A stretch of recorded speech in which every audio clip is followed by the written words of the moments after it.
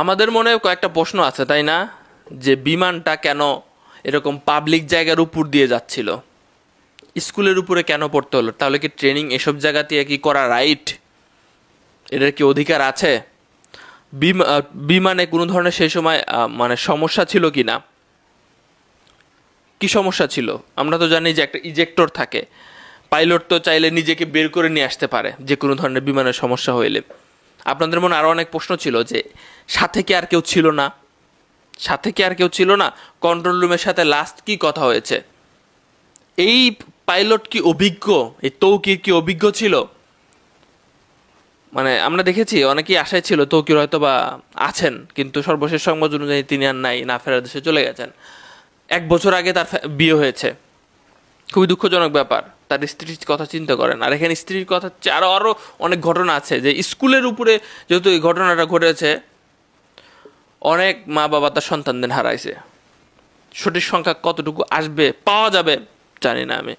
তো যেটা এখনো পর্যন্ত উত্তর পাওয়া গেছে সেটা হচ্ছে এইটা তিনি একা চালাচ্ছিলেন এবং এটা তার প্রথম একা চালানো। অনেকে অবাক হচ্ছেন, প্রথম একা চালানো মানে?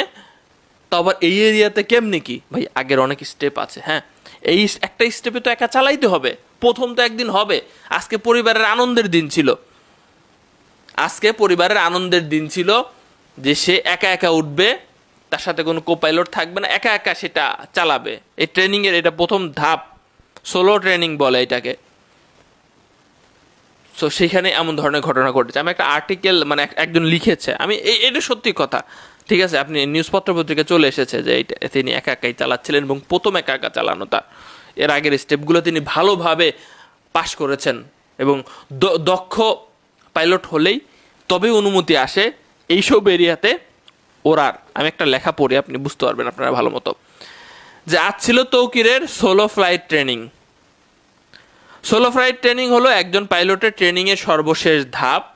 ফাইটার জেট অপারেট করার জন্য একজন পাইলট যে হাই স্কিল্ড সেটাই প্রমাণিত হয় এই সোলো ফ্লাইটের মাধ্যমে।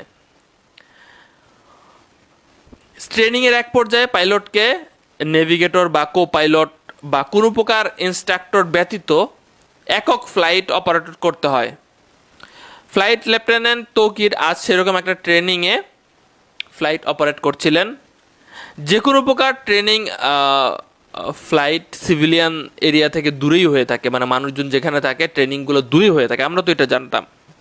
তবে সোলো ফ্লাইটগুলা সাধারণত আরবান এরিয়াতে হয়ে থাকে, আর আরবান এরিয়াতে এ ধরনের সেন্সিটিভ ফ্লাইট অপারেট করার জন্য পাইলটকে যথেষ্ট পরিমাণে আপনার কোয়ালিফাইড হতে হয়। তো